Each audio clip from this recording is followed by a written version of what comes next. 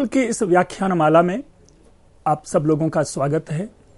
मैं doctor Pankaj Kumar Mishra, associate professor Sanskrit department, saint Stephen's college, आप लोगों का यहां पर मैं स्वागत करता हूं अपनी एक नई श्रृंखला के साथ। वह नई श्रृंखला अपनी चल रही है मध्यकालीन भारतीय आर्य भाषा के ऊपर, जो कि संस्कृत भाषा विज्ञान का ही एक पक्ष है, एक अंग है, जिसके अंतर्गत इन विषयों का प्रायशः विमर्श होता चला आया है। मध्यकालीन भारतीय आर्य भाषा के संदर्भ में जो हम लोगों ने जाना, इनके एक टाइम फ्रेम को जाना और लगभग 1500 वर्षों का इसका एक इतिहास हमारे सामने होता है। 1500 वर्षों की यात्रा इस भाषा की मानी जाती है, 500 BCE से लेकर के 1000 CE तक। तो इस प्रकार से हमने यह भी जाना कि इस काल की भाषा को प्राकृत भाषा नाम दिया जाता है। प्राकृत की भी 3 विधा है, प्रथम प्राकृत, द्वितीय प्राकृत और तृतीय प्राकृत। उसी में प्रथम प्राकृत के संदर्भ में हम लोग पाली भाषा को जान रहे हैं। पाली भाषा के ऊपर इसमें अपना विमर्श हम लोग ले रहे हैं। पाली के विविध अर्थों को लेकर के हमने चर्चा की, विविध अर्थों का हमने उल्लेख किया और तदनुसार पाली भाषा का क्या इतिहास रहा होगा, गौतम बुद्ध से इनका क्या संबंध है, पाली भाषा क्या संस्कृत के साथ थी, उन विषयों पर विमर्श किया। अब मूल भाषा वैज्ञानिक दृष्टि से इस भाषा का हम विश्लेषण आपके सामने उपस्थित कर रहे हैं। एक सबसे बड़ी बात है कि जो पाली भाषा है, उस पाली भाषा की जो ध्वनियां हैं वो वैदिक ध्वनियों के सर्वाधिक निकट मानी जाती है, अर्थात इनकी ध्वनियां वैदिक ध्वनियों में अधिकांशतया प्राप्त होती है। मित्रों, जरा अब इसी पर हम विमर्श करें कि यदि वैदिक ध्वनियों से पाली ध्वनियों में साम्य प्रतीत होता है, तो कहीं ना कहीं यह मानना पड़ेगा कि वैदिक संस्कृत के साथ भले ही आदि काल से नहीं, लेकिन एक निश्चित काल के बाद इस भाषा का समुदय हुआ होगा और यह भाषा वेद के साथ अपने आप को परिवर्धित करते हुए आगे बढ़ती चली गई और आम लोगों में स्थापित हुई होगी। जिस प्रकार हम लोग सभी जानते हैं कि वेद में ड़ और ढ़ चर्चा की होगी, याद हो वैदिक संस्कृत की विशेषता में, और उदाहरण के रूप में प्रस्तुत किया था अग्निमीडे। तो ये जो ड़ वाला है, ये दोनों ध्वनियां पाली में प्राप्त होती है, जबकि ये दोनों ध्वनि संस्कृत में प्राप्त नहीं होती। इसी प्रकार रि और री, ऐ, औ, श, श, विसर्ग, अघोष ह, जिह्वामूलीय तथा उपध्मानीय, इन सारे वर्णों का पाली में अभाव पाया जाता है। ये एक सामान्य बात हुई, जो कि एक प्रारंभिक परिचय है पाली भाषा का। इसके बाद यदि हम इस पर विमर्श करें तो देखिए इनके ऊपर कैसे ये इनकी पाली भाषा की विशेषता कैसे आगे बढ़ती चली जाती है। जो पाली भाषा है, उन पाली भाषा में अगर स्वरों के मध्य ड और ढ ये प्राप्त होते हैं, तो ये ड और ढ क्रमशः ड और र यानी ड़ और ल इसमें परिवर्तित हो जाता है। मतलब ये स्पष्ट है। देखिए, इसका मतलब अगर वैदिक संस्कृत में ड़ और ढ़ पाया जाता है तो वह ड और ढ का ही एक्सटेंडेड फॉर्म रहा होगा। ये ड और ढ का ही एक्सटेंडेड, यानी तब क्योंकि वही ड और ढ अपनी ध्वनि साम्य को आगे लेकर के एक नई ध्वनि उत्पन्न कर रहा है, और यह है ड़ और ढ़। इसी प्रकार अगर आप देखें कि क हो, च हो, त हो, ये जो अघोष वर्ण हैं, ये घोष में परिवर्तित हो जाते हैं, ग, ज और द, यानी तृतीय वर्ण में परिवर्तित होती है। जो रूप हम लौकिक संस्कृत में पाते हैं झलाम जशोंते के माध्यम से, वो रूप यहां पर आप देखेंगे। जैसे साकल शब्द है तो ये सागल हो जा रहा है, सृच शब्द है तो वो सृजा यानी च जो है ज में कन्वर्ट हो रहा है, उताहो है, उताहो शब्द अथवा आदि के रूप में है, उदाहो इस भाषा में प्राप्त होता है। तो यह क्या हुआ कि प्रथम वर्ण प्रायशः तृतीय वर्ण में, अपने अपने वर्ग के तृतीय वर्ण में कन्वर्ट हो रहा है, बदल हो रहा है, परिवर्तित हो रहा है। पूरे के पूरे पाली भाषा में केवल एक स है, यानी उसमें श और श, जैसा कि पहले ही बताया, यह प्राप्त नहीं होता। मित्रों, आज भी क्षेत्रीय प्रभाव आप देखें कि प्रायशः आप देखेंगे कि क्षेत्रीय भाषा में तीनों श नहीं होते। आप एक विश्लेषण कर लें, बिहार तो पर्याय है, वहां पर शशि शब्द नहीं होते, वहां पर शशि शब्द होता। अर्थात जो आम भाषा है, उस आम भाषा के ऊपर में, जो ध्वनियों के ऊपर में पाली का स्पष्ट प्रभाव, प्राकृत का स्पष्ट प्रभाव देखा जा रहा है। स मात्र इसमें पाया जाता है, और एषः शब्द है तो एसो है। आपको याद हो, शब्द है शकुंतला, वो श नहीं कैरी करता, वो बन जा रहा है सउंदला, स उ, और जो त है वो द में कन्वर्ट हो रहा है, सउंदला। इसी प्रकार इसमें जो संयुक्त व्यंजन है, वो संयुक्त व्यंजन का समीकरण हो जाता है। अर्थात जो मजबूत ध्वनि है वो अर्ध ध्वनि को अपने में एसिमिलेट, अपने में मिला लेती है।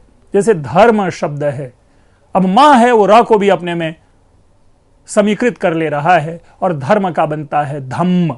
आप लोगों ने नाम सुना होगा धम्म पद, जो बुद्धिस्ट टेक्स्ट है, सामान्य रूप में उसका नाम क्या है, धर्म पद, लेकिन ये धम्म बन रहा है।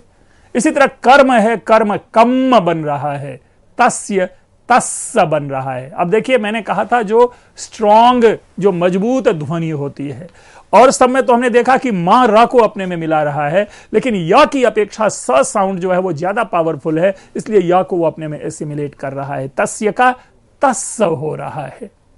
स्वर भक्ति देखी जाती है। स्वर भक्ति से तात्पर्य है जो अर्ध स्वर है वहां वो अपने आप को पूर्ण स्वर में वहां पर प्रेजेंट कर रहा है। शब्द है आर्य, हालांकि आर्य का अज्य भी होता है, लेकिन वो पाली में अरिय बन जा रहा है, ठीक है ना।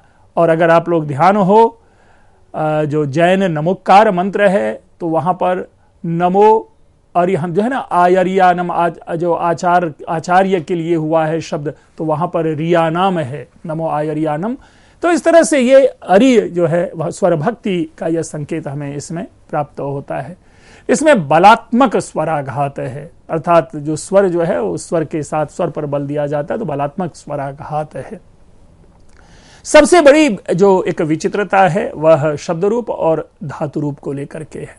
वैदिक संस्कृत में भी हमने शब्द रूप और धातु रूप में कई प्रकार की विविधता देखी थी, अर्थात वहीं से ये बात निकल कर आई थी कि चूंकि इनमें बहुरूपता है, इसमें विविधता है, इसमें एकता नहीं है, इसलिए ऐसा प्रतीत होता है कि ये जो क्षेत्रीय भाषा रही होगी, उन क्षेत्रीय भाषाओं के कारण शब्द रूपों में और धातु रूपों में विविधता हमें प्राप्त हुई, और तदनुसार कई रूप इनके हुए, और कई रूप ही नहीं, अनेक नए रूप भी इसमें हमें प्राप्त होते हैं। लौकिक संस्कृत और वैदिक संस्कृत के संदर्भ में यदि देखें तो इसमें द्विवचन का प्रयोग नहीं है, यहां पर एक वचन और बहुवचन का प्रयोग हम प्राप्त करते हैं, और दोनों में, शब्द रूपों में भी और धातु रूपों में भी, दोनों में एक वचन और बहुवचन है, द्विवचन नहीं है। जबकि लौकिक संस्कृत में द्विवचन, वैदिक संस्कृत में हमें द्विवचन प्राप्त होते हैं। एक चीज और ध्यान देने योग्य है, आज जो लौकिक संस्कृत है, जो आधुनिक संस्कृत है, उसमें से द्विवचन आदि का प्रयोग जो है अब धीरे धीरे कम होना प्रारंभ हुआ है, ताकि भाषा को और सहज और सरल बनाया जा सके। इसके बाद है तीनों लिंग होते हैं, तो विशेषता क्या कहें, वो अन्य भाषाओं के संदर्भ में देखें तो ये समानता ही है, तीनों लिंग, पुल्लिंग, स्त्रीलिंग और नपुंसक लिंग। धातुओं का जो आत्मनेपद प्रयोग है ये इसमें कम प्राप्त होता है। इसका यह मतलब नहीं कि प्रयोग प्राप्त नहीं होता है, लेकिन बहु न्यून प्रयोग प्राप्त होता है धातु में आत्मनेपद का। एक और सबसे बड़ी बात कि जो व्यंजनांत प्रतिपादिक है वे प्रायः नहीं प्राप्त होते हैं। इसको इस ढंग से भी हम समझ सकते हैं, जो शायद आगे भी इसकी चर्चा करेंगे, कि जो व्यंजनांत प्रातिपदिक है, अर्थात जैसे हम संस्कृत में प्राप्त करते हैं जगत, मनस, आत्मन, ऐसे जो हलंत शब्द हैं, ये हलंत शब्द प्राप्त नहीं होते, अर्थात वो स्वर में कन्वर्ट हो रहा है, इसलिए स्वरांत शब्द है, अजंत शब्द है, हलंत शब्द नहीं है। पाली में तद्भव का ही प्रयोग है, स्वाभाविक है, क्योंकि जो मूल संस्कृत का शब्द है वो संस्कृत के शब्द विकृत होते हैं और वही आकर के यहां बनते। जैसे भी अग्नि से आग कहा, मूल अग्नि ही है, लेकिन वो आग रूप प्रयोग होता है। यहां पर आप देखेंगे अग्नि रूप प्राप्त होगा अग्नि का, और अग्नि का अग्नि रूप जो है वो, जैसा अभी हमने पिछले नियम में पढ़ा कि संयुक्त व्यंजन को का समीकरण होना, तो अग्नि का जो ना है वो गा में समीकृत होकर के अग्नि रूप बनता है। अस्तु, तो तद्भव प्रयोगों का प्रयोग अधिक है। और चूंकि तद्भव का प्रयोग अधिक है, चूंकि देखिए तद्भव का अर्थ क्या होता है? संस्कृत रूपों का विकृतीकरण, यही है तद्भव। तद्भव का और कोई विशेष अर्थ नहीं है। जो मूल संस्कृत है वो संस्कृत जब कोई किसी नई भाषा में उनके शब्द प्रयोग में आते हैं तो वो शब्द विकृत हो जाते हैं, इसलिए हम उसे तद्भव कहते हैं। भाषा के चार है, शब्द के जो चार रूप हैं, तत्सम, तद्भव, देशज और विदेशज, तो यह तद्भव रूप की यही व्याख्या बनती है। और अग्नि से आग जो है वह तद्भव का ही रूप है। और कई ऐसे आप जितने भी जिस किसी भी शब्द को आप कहते हैं ये संस्कृत के समीप शब्द है, वो सारे के सारे तद्भव रूप है। इसके बाद हम पाते हैं, आप अगर देखें कि जो पहले ही हमने कहा कि पाली में हलंत नहीं प्राप्त होता, हलंत की जगह अजंत रूप ही हमें प्राप्त होते हैं। इसी प्रकार नपुंसक एवं पुल्लिंग शब्द के रूपों में कोई भेद हमें प्राप्त नहीं होता। जैसे संस्कृत में आप देखते हैं फलम फले फलानी और रामः रामो रामाह होता है, यहां पर यह रूप, यह विविधता प्राप्त नहीं है। पाली में लिट लकार का भी प्रयोग नहीं है। जो लिट लकार, जो बभूव, जगाम, चकार आदि जो ऐसे रूप है जिसमें द्वित्व होता है, डुप्लीकेशन होता है, यह रूप पाली में प्राप्त नहीं है। इसी प्रकार भूतकाल में जो अट का आगम होता है, अट का आगम से तात्पर्य है जो हम अगच्छत प्रयोग करते हैं और अगमत प्रयोग करते हैं। लुंग लकार और लंग लकार में जो अट का प्रयोग होता है वो पाली में प्रयोग इसका प्राप्त हमें नहीं दिखता। मित्रों, तो ये जो एक प्रकार से जो ये पाली की विशेषता निकल कर आई, ये पाली की विशेषता हम संस्कृत के आधार पर ही इनकी विशेषता लेते हैं। लेकिन एक चीज सामान्य रूप से हमें यहां ध्यान रखना है कि चूंकि ये भाषा एक रूप से मानी जाती है इसके विषय में कि यह संस्कृत का ही विकृत है, अब वो विकृति, वो जो अपभ्रंश रूप है वो संस्कृत का हो, वैदिक संस्कृत का हो या लौकिक संस्कृत का हो, लेकिन संस्कृत के निकट होने के कारण इस भाषा को समझने में आपको किसी प्रकार की कठिनाई नहीं होगी। आप आसानी से सरलता पूर्वक इस भाषा को आप समझ पाएंगे।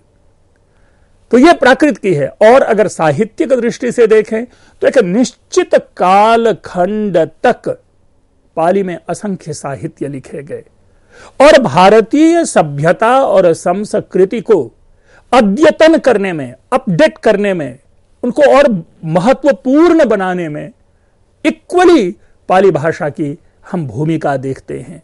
अगर पाली भाषा की भूमिका को हम नकार देते हैं तो समस्त बौद्ध दर्शन, समस्त बौद्ध चिंतन, समस्त बौद्ध जो दर्शन है, हम इनके ज्ञान से वंचित रह जाते हैं।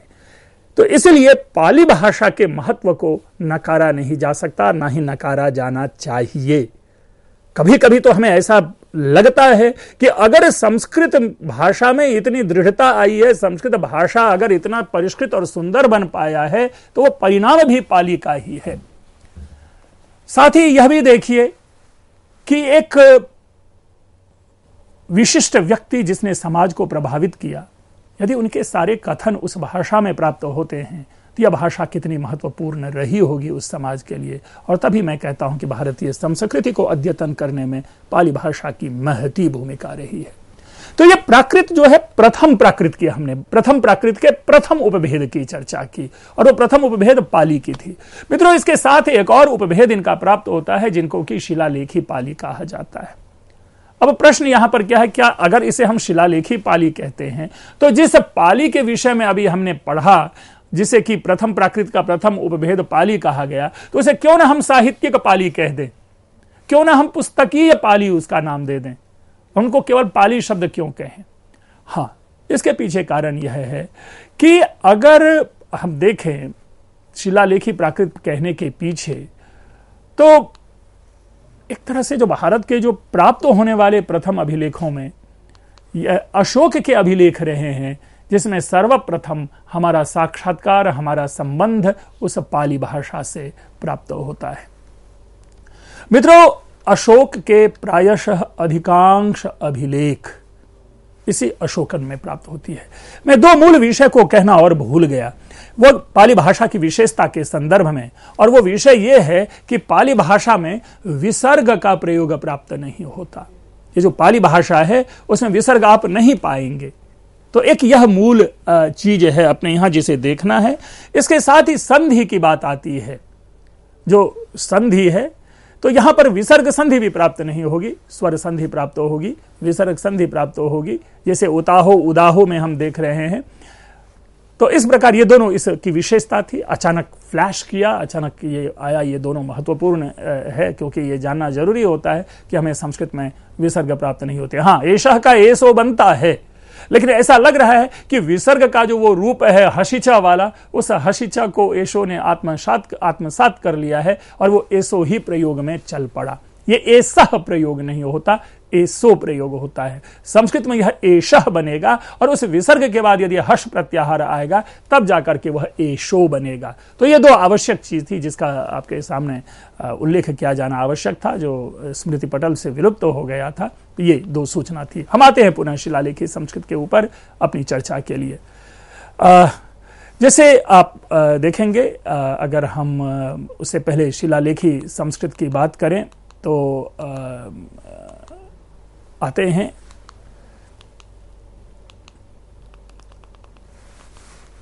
ये जो अशोक के जितने भी अभिलेख हैं, वे सारे के सारे अभिलेख आपको शिलालेखी पाली के रूप में परिगणित होते हैं। अशोकी प्राकृत भी उसका नाम दिया जाता है, अशोकन प्राकृत भी कहा जाता है।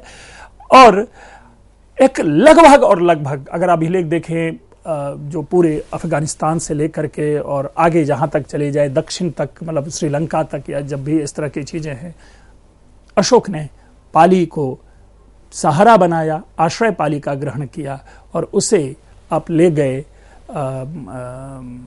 बुद्ध के सारे उपदेश, बुद्ध के सारे दर्शनों के प्रचार प्रसार के लिए इन्होंने प्रयोग में लाया। और आप लोगों ने कई सारे जो देवानाम पियदसी अब आप पढ़ते होंगे, वो सारे के सारे उन्हीं का धम्म जो है, ये अशोक का ही शिलालेखी प्राकृत से ही निकल कर आने वाला शब्द है। बाद में उनके साहित्य में भी इस प्रकार के शब्द प्राप्त होने लगते हैं। इसके साथ ही हम यह देखते हैं कि अगर दोनों जो लौकिक संस्कृत और वैदिक जो संस्कृत तथा पाली में अगर तुलना को देखें, तो ये तुलना को भी हमें समझना चाहिए कि दोनों में क्या विशिष्ट अंतर है।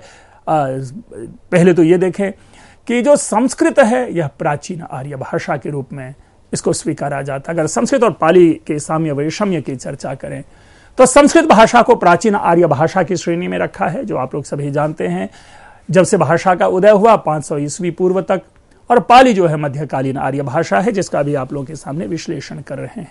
संस्कृत नियमों में बंधी भाषा है, लेकिन पाली स्वतंत्र है और स्वाभाविक रूप से विकसित भाषा है। जैसा मैंने मित्रों पहले ही कहा कि जब आमजन जिस भाषा को बोले उस भाषा का व्याकरण नहीं होता है, और यही कारण है कि जो आमजन अपनी ही भाषाओं के साथ सर्वाधिक प्रयोग करते आप देखे जाएंगे, वे ही कारक होते हैं किसी शब्द में विकार उत्पन्न करने के। तो इसलिए पाली जो है स्वतंत्र और स्वाभाविक रूप से जो विकसित भाषा है। जैसा कि हमने कहा कि पाली में विसर्ग का सर्वथा अभाव होता है, जबकि संस्कृत में विसर्ग प्रचुरतया प्राप्त होता है, बल्कि विसर्ग एक महत्वपूर्ण भूमिका निभाता है संस्कृत भाषा के परिवर्धन में। पाली में 2 ही वचन होते हैं, संस्कृत में 3 वचन होते हैं, एक वचन, द्विवचन, बहुवचन। पाली में हलंत की जगह अजंत रूप प्राप्त होते हैं, इसकी चर्चा हम लोगों ने कर ली है। लौकिक संस्कृत में या संस्कृत में कहें, हमें 3 लिंग मिलते हैं, इसमें भी 3 लिंग मिलते हैं, लेकिन जो 3 लिंगों में से नपुंसक एवं पुल्लिंग के रूपों में किसी प्रकार का भेद हमें प्राप्त नहीं होता है। हमने पहले इसकी चर्चा कर ली है कि पाली में लिट लकार नहीं प्राप्त होते हैं, जबकि लौकिक संस्कृत में लकार प्राप्त होते हैं। तदनुसार अगर यह देखें तो एक प्रकार से हम कह सकते हैं कि पाली में लकार की अवधारणा वैसी नहीं देखी जाती जैसी की अवधारणा हम संस्कृत में देखते हैं कि सारे के सारे लकार, 10 के 10 लकार की अपनी आइडेंटिटी है। मानो पाली में वो आइडेंटिटी एक प्रकार से विलुप्त हो जाती है।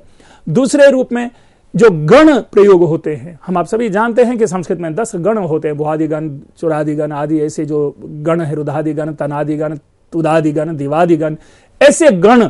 यद्यपि गणों की दृष्टि से धातु प्रयोग प्राप्त होते हैं, लेकिन गण अपनी स्पेशलिटी को कंटिन्यू या कैरी पाली भाषा में उस रूप में नहीं करता जिस रूप में हम लौकिक संस्कृत में प्राप्त करते हैं। अडादि का, आगम आदि का उल्लेख हम लोगों ने आपके सामने कहा ही। एक तरह से यदि कहें कि यह पाली भाषा कहीं ना कहीं संस्कृत की जो विकृत ध्वनियां है, उन विकृत ध्वनियों का ही एक रूप है। हम आप सभी जानते हैं, अगर तस्य शब्द हम बोलते हैं तो स और या को के स्पष्ट उच्चारण के लिए हमें अधिक सांस छोड़ना होता है, हमें अधिक बल लगाना पड़ता है। लेकिन आप सामान्य देखें, अगर सामान्य सहज बोलने वाले व्यक्ति होते हैं तो वो तस्य को तस्य नहीं बोलते, वो तस्य ही बोलते हैं। अभी मैं एक जगह गया था, वहां पर एक सेमिनार में कई सज्जन ऐसे थे जो योग को योग नहीं बोल पा रहे थे, वो युग बोलते थे। या जैसे अब अगर योगश्चित्त वृत्ति निरोध है तो वहां पर योगश्चित्त वृत्ति निरोधा करे, यानी ओ जो डोमिनेंट है, चूंकि ओ के उच्चारण में हमारी सांसें ज्यादा निकलती है, इसलिए वो जो ओ है वो संक्षिप्त होकर के ऊ बन करके निकल रहा है। तो जैसा हमने कहा कि हम स्वयं कारक हैं पाली भाषा के निर्माण का, और ये कारक स्वाभाविक है और ये बनते ही हैं। कई भाषा, अगर कई बार हमने चर्चा की, हिंदी का विकृत रूप अगर मानता है भाषा वैज्ञानिक, जो मैं नहीं मानता, अन्य क्षेत्रीय भाषाएं हैं, तो उन क्षेत्रीय भाषाओं के भी उनमें अपने कई विभाजित रूप हैं, और तदनुसार कई बार चर्चा की है। चाहे वो भोजपुरी हो, आप पाएंगे कि सर्टेन प्रदेश में बोली जाने वाली भोजपुरी में भिन्नता है। यही नहीं, आप अगर सूरीनाम की भोजपुरी देखें और मॉरिशस की भोजपुरी देखें, ये तो दो अलग देश हुए, लेकिन अपने ही प्रदेश में अगर आप बनारस इलाहाबाद साइड की भोजपुरी को देखें, बिहार प्रदेश की भोजपुरी को देखें, गोरखपुर की भोजपुरी को देखें, तो इनमें पूरी की पूरी तरह से आप पाएंगे कि एक विशिष्ट परिवर्तन है, कहीं ना कहीं एक चेंजेज है, एक अंतर हमें दिखाई देता है। तो एक भाषा स्वयं, उस भाषा में परिवर्तन आम व्यक्ति अपनी ध्वनियों के उच्चारण से लाता है। तो यह कहना अतिशयोक्ति नहीं होगी कि यदि पाली भाषा या प्राकृत भाषा समुदाय में है, उस काल में विद्यमान है, तो संस्कृत भाषा में बोली जाने वाली कठिनाइयों को सहजता और स्वाभाविक रूप से प्रस्तुति के कारण आम आदमी ने इस नई भाषा को एक नया रूप दे दिया, और वही भाषा पाली कहलाई, वही भाषा प्राकृत कहलाई। तो जो अन्य भाषा के रूप में कहा जाता है, या भारत जब संस्कृत को सारी भाषाओं की जननी कहा जाता है, तो उसके नेपथ्य में यही कारण है। जननी से मतलब है यहां, अर्थात उनके रूप, गुण, स्वभाव, प्रकृति आदि को लेकर के चलना। जननी नहीं होगी, जननी से जो व्युत्पन्न और उत्पन्न संतति होगी वो जननी नहीं होगी जननी के समान, लेकिन अपनी जननी की जो आकृति है, रूप है, प्रकृति है, जो बोलने की शैली है, वो साथ लेकर के चलती हैं। तो इस रूप में संस्कृत को अगर जननी कहा जाता है, तो पाली और प्राकृत के इसी नेपथ्य में, इसी संदर्भ में कहा जाता है। मित्रों, तो ये कुछ बातें थी। जैसा हमने लौकिक संस्कृत में कहा था कि लौकिक संस्कृत में हम अल्प अपवाद पाते हैं, शब्द रूप क्रिया रूप में विविधता समाप्त हो गई है, संधि अनुशासित हो गया है, भाषा नियमबद्ध हो गई है। ये चारों प्रकार की जो रूप है, ये चारों प्रकार की जो बातें विशेषता है, कहीं ना कहीं पाली भाषा में आकर कर वह विशृंखलित होती प्रतीत होती है। इसलिए ये पाली भाषा जो है एक निश्चित कालखंड तक अपनी सत्ता को सुदृढ़तया स्थापित करने में सामर्थ्यशील रही है, सामर्थ्यवती रही है। यही पाली भाषा की विशेषता है। भाषा वैज्ञानिक दृष्टि से यही पाली भाषा का आपके सामने परिचय है। मित्रों, इसके बाद हम लोग पाली के इसी अन्य रूप को हम लोग लेकर के चलेंगे, और जिसमें हम यह जानने का प्रयास करेंगे कि द्वितीय प्राकृत क्या है और तृतीय प्राकृत क्या है, और ये अपभ्रंश को भी जानेंगे, जिस अपभ्रंश के अंतर्गत अन्य जितनी प्रमुख और प्रधान क्षेत्रीय भाषाएं हैं उनका भी परिचय आप लोगों के सामने प्रस्तुत करूंगा। और जब ये हमारा भाषा विश्लेषण खत्म होगा, उसके बाद हम आगे चर्चा करेंगे, जहां पर कि ध्वनि विज्ञान है, अर्थ विज्ञान है और वाक्य विज्ञान है, इनको जानने की हम कोशिश करेंगे। मित्रों, आप लोगों की प्रतिक्रिया हमारे लिए बहुत बड़ा संबल है। अगर प्रतिक्रिया आती है, चाहे वो नेगेटिव हो चाहे वो पॉजिटिव हो, तो हमें भी उसी उत्साह से कार्य करके आने में आनंद आता है। आप लोगों की प्रतिक्रिया मिलती रहे, हम और सुंदर से और अधिक अच्छी तरीके से अन्य सुंदर सुंदर उदाहरणों के साथ मैं आपके सामने उपस्थित होऊंगा। आप लोग इसी प्रकार सुनते रहें। आप लोगों ने इस व्याख्यान को ध्यानपूर्वक सुना, आप लोगों का बहुत बहुत धन्यवाद।